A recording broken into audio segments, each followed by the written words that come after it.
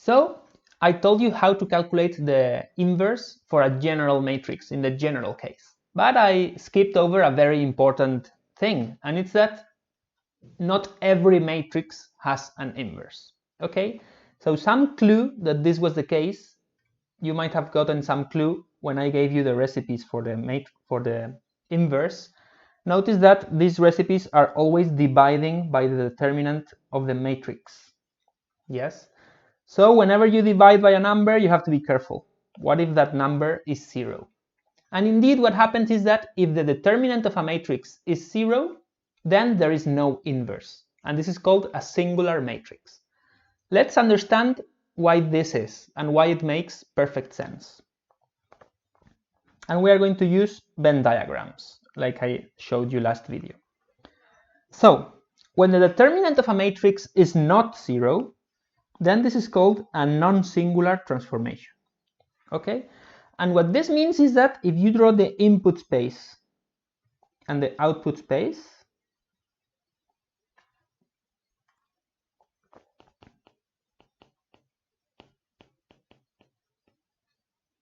these are the vector spaces,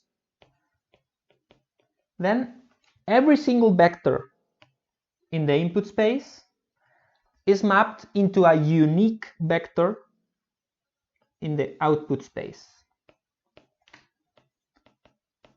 And no other vector in the input space goes to the same place. So there is no other vector, for example, another vector A, that goes to the same vector. That doesn't happen when the determinant is not 0. Okay? So every single vector goes to its own place.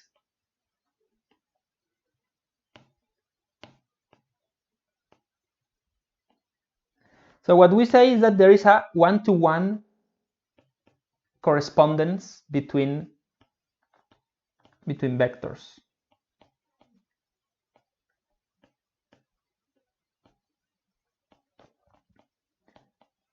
And this means that the determinant is different to 0. So think about it, for example, a rotation matrix, it rotates all the vectors, yeah? So every single vector goes to a fixed vector, and there is no other way to reach that output. The only vector that gets into that output will be that original non-rotated version, yeah? So every single point in the output is mapped to an individual point in the input, and every single point in the input is mapped to an individual point in the output. But now consider what happens when the determinant of A is 0. This is a singular transformation. This is called a singular transformation. And no inverse exists. So why is this? So if the determinant is 0, this means that, for example, in a 2 by 2 matrix, areas are being squashed into lines or into points. Yes? So there is more than one vector that gets squashed into the same place. Yeah? So we could draw it like this. We draw the input space and the output space.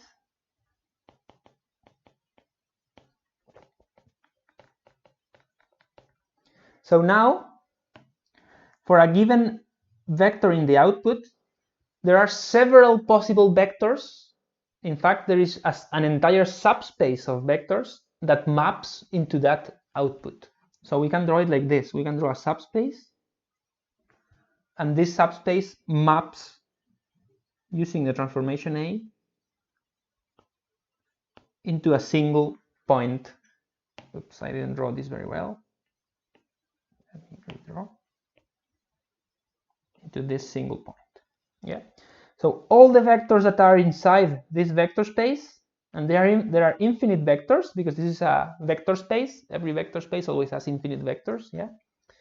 So these infinite vectors in the subspace go into the same vector in the output. For example, remember the transformation that projects every vector into the x-axis. You remember that, right? So for example, this vector gets projected into the x-axis. So let's call this vector A. This goes into vector A times A. But now what about this other vector B? So this vector B also gets projected into the same place. So A times A equals A times B. And what about a third vector, C? Also gets projected into the same point. So an entire infinite line of vectors, and that is a subspace, which here I represented by this circle here. So this infinite line, which is a subspace of the original input space, is being mapped to the same vector in the output, which would be the projection of that line onto the x-axis. Yeah? So this is an example of projection into the axis.